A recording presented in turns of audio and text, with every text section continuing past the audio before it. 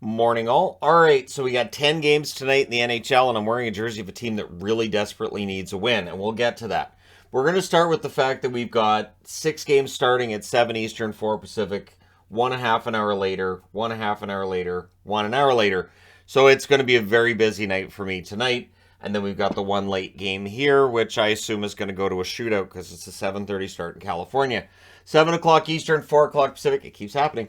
7 o'clock Eastern, 4 o'clock Pacific start between the Calgary Flames and the Boston Bruins. The next meeting between these teams will be in Calgary on February 28th. So for the Flames, it's really simple. They need to stop losing. They're 5-5-2. Toffoli, 5 goals, 5 assists. I think he's been performing well. Could always use another goal from him. Mangiapane is one of the ones that's kind of fallen back with Calgary this year. 2 goals, 2 assists, 4 points. Maybe it's the change in personnel. Maybe he's just, had a career year last season. But Mangiapane's totals are low this season. On the Boston side, they're 11-2 overall. Hall, 5 goals, 4 assists, 9 points. I think he's played well. I've been impressed with Hall lately.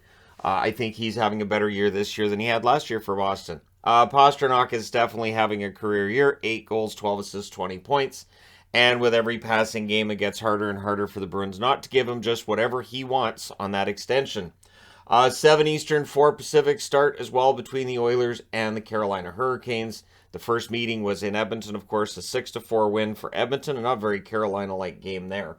The Oilers are 8-6, and so they're looking to continue off of what was their first win in a bit the other night. Yamamoto, 3 assists. Ryan, 2 goals and an assist. I'm highlighting them because with Evander Kane out for the next 3 months, we're going to need some scoring for the Oilers off the wings to replace Kane. And I don't know that they necessarily can, but Yamamoto, who doesn't have a goal yet, really, if he could be the guy, that'd be great for the Oilers. On the Carolina side, they're 8-4-1. They've lost back-to-back games in regulation now. Aho, 7 goals, 8 assists, 15 points, has had a fantastic start to the year. Burns has really fit in quite well with the Canes. It's a good thing he waived his no-trade to go there. 2 goals, 7 assists, 9 points for Burns. At least they were on his no-trade list. Or they weren't on his list of teams he wanted to be traded to, and they talked him into it. Basically, the Canes talked him into it. He has to be happy that they did because things aren't going great in San Jose. They're going pretty well for him in Carolina and for Carolina in general. And we'll see if they get a win tonight against the Oilers. This might be the best game of the night, though. 7 Eastern, 4 Pacific start. The Ottawa Senators and the New Jersey Devils. This is the first of 3 meetings. They'll meet again on November 19th as well as March 25th. On the Ottawa side, they're 4-8. And it feels like they're due for a win. They're away from home. They haven't won away from home yet. New Jersey's record is gaudy, and when I see a team's record is that lopsided, like Boston, would I be surprised if Boston lost tonight? Not really. They're 11-2. I wouldn't be surprised if they're 11-3 coming at it tonight. I also wouldn't be surprised if New Jersey does drop a game, just because those winning streaks. They do have their ends to them, and for the Ottawa Senators, they should be playing more desperate hockey. Giroux has 7 goals, 4 assists, 11 points. He's been scoring well enough recently. DeBrincat has not been the goal scorer in Ottawa that he was in Chicago, which was a red flag I threw up when he went there, just because he's not playing with Kane anymore, right? But he is setting up a lot of goals. 2 goals to go with 9 assists for DeBrincat, so he is producing. The 9 assists, surprising. The 2 goals, also surprising. He's due for a goal or 2. He is getting the opportunities around the net. On the New Jersey side, at 10-3, the team is having the best start they've had in a very long time. Tatar, a goal and 7 assists, just the 1 goal. But Tatar's been all around it. He's due for another one as well. Hamilton, 3 goals, 7 assists, 10 points, has been very good. On a blue line that in general, from top to bottom, has been excellent. 7 Eastern, 4 Pacific start between Philadelphia and Columbus. This is the one that might fall through the cracks for some with all these games starting up. It's not the sexy matchup some others are, but you do have Tortorella against his former team, so that could be entertaining, right? First of 4 meetings, they'll meet again on November 15th, December 20th, and April 11th. Philadelphia, 7-3-2, continues to defy gravity in the standings. They're doing quite well, comparatively speaking, with what was expected of them. And along the way, Konechny has really taken that next step. He's at 5 goals to go with 9 assists for 14 points. Wade Allison, player I like, 3 goals and an assist, 4 points, depth player, but I think there's a little bit more that's there for him. offensively too. 3-9 record so far for Columbus. This is their first game after the back-to-back losses against Colorado overseas. Chinikov, 2 goals, 4 assists for 6 points for him so far this season. He's been good. And I wanted to mention Liam Foudy, because in only the 5 games he's played this year, he's had 3 assists, and he's had opportunities for goals. So Foudy, a player that I very vocally supported years ago, I've kind of given up on. But hey, maybe like Velarde, maybe he's just, needed his time to find himself. Maybe he'll find his way to stay in the lineup for Columbus at some point soon. Probably not, but maybe. And so, yeah, we'll see. But I wanted to mention Foudy because I don't get a chance to mention Liam Foudy very often. 7 Eastern, 4 Pacific start between Vegas and Buffalo. That's right, Buffalo. Things have been bad, but they can always get worse. This is the first of 2 meetings they'll meet again in Vegas on December 19th. Vegas is the best team in the league right now, 12-2 record. Riley Smith, 7 goals, 5 assists, 12 points, having a remarkable year. Stone, defensively having a remarkable year. It is probably taking away from his offense a little bit. 4 goals, 7 assists, 11 points. Stone is very good as a two-way forward, and whatever offense you get really is kind of a bonus with the way he plays the game. On the Buffalo side, they are 7-6. They've lost 3 in a row. Owen Power, though, has been quite good. So if you want the positives, Owen Power with 7 assists so far this year has been as advertised. Okposo, just the 1 goal so far, so they could use a goal or 2 from him to go with 7 assists. So 8 points for Okposo, the team captain thus far. We'll see if he gets on the board tonight. 7 Eastern, 4 Pacific start between the Rangers and Detroit. And I was thinking to myself whether I wanted to wear Rangers or Detroit for the preview, so I went with St. Louis. I chickened out. I was like, well, the Rangers should be fired up coming into this one and should come out and win it. But Detroit's at home. Detroit's played well. And they already beat them in overtime once this year. On November 6th, it was a 3-2 win. The third and final meeting will be February 23rd. For the Rangers, they're 6-5-3. And it has been really an up and down year for them. Zibanejad, 7 goals, 9 assists to go with 16 points, or to add up to 16 points for him. He's had a good run so far.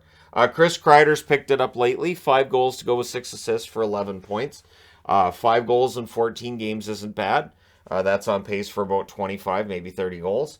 7-3-3 record for the Detroit Red Wings. Kubalik, 6 goals, 10 assists for 16 points. He shouldn't be keeping up this pace, but he has been, so we'll see how long it goes. Moritz Seider has started to get on the board a bit lately. No goals yet, but he's got the 5 assists. He was stuck at goose egg for a while there, so Seider's definitely got it back together offensively. We'll see when that first goal happens, maybe tonight. 7:30 Eastern, 4:30 Pacific start between the surging Arizona Coyotes and the New York Islanders. I'm not kidding about the Arizona Coyotes either. December 16th will be the other meeting between these teams. That'll, of course, be at ASU.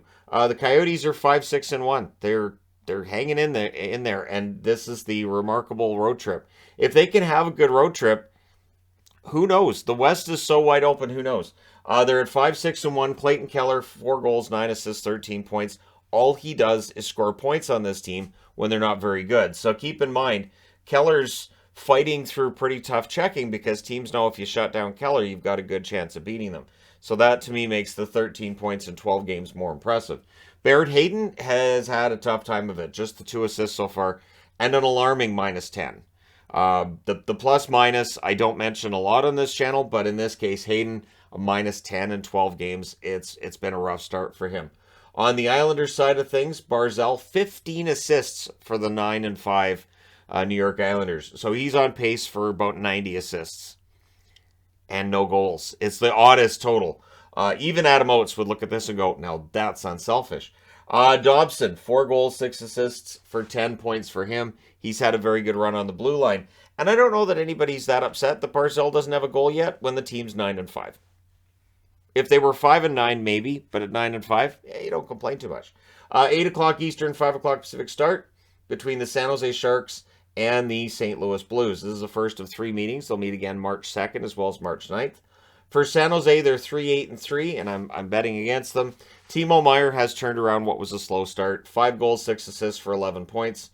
Tomas Hertl has shown some signs lately as well. 2 goals, 9 assists, 11 points for Hertl. On the St. Louis side, they're 3-8, and like I said, they're due. And there's some nightmarish numbers on their board. Just when you're looking at the leaderboard of their scorers, there are some nightmares. Kyrou, to me, is the leading guy. 3 goals, 1 assist. He's a minus 17 in 11 games. Like, minus 17 in 11 games is so remarkably awful.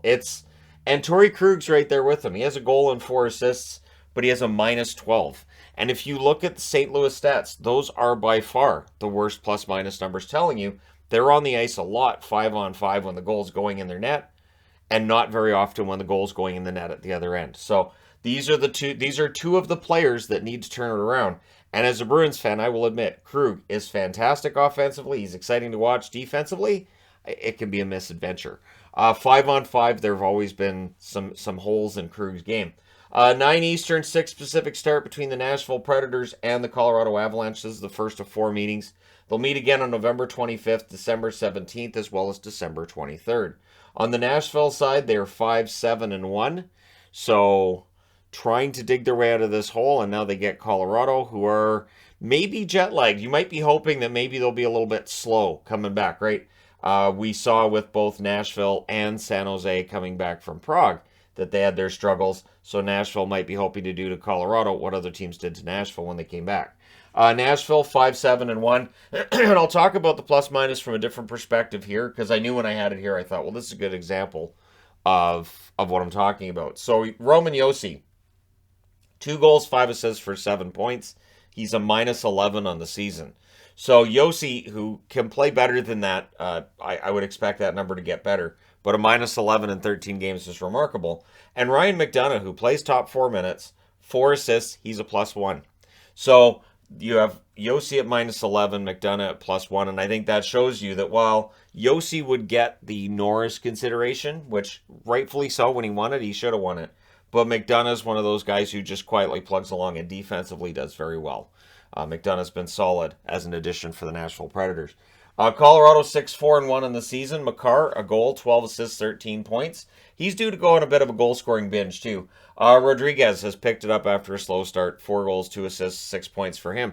He's done a good job, too, of stepping into a more prominent role with guys like Nichushkin and Landeskog being out. So look for Rodriguez to get on the board tonight.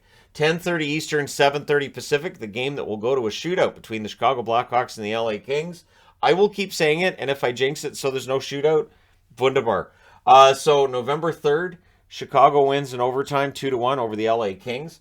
The third meeting between these teams will be January 22nd. That game between Chicago and LA wasn't the most exciting either, so hoping for some more excitement since this will be the only game for about an hour and a half of its runtime. So Chicago's 5-5-2 on the season. Radish, 3 goals, 3 assists, 6 points. Has been decent.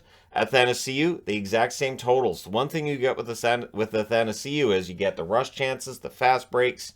You get a lot of opportunities. You never get quite as many goals as you think you would, though. We've seen that in various stops with Athanasiou.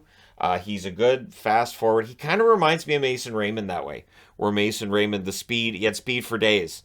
And the one thing I always said with Mason Raymond was, man, if his hands ever catch up with his feet. And they did with Mason Raymond for a short while.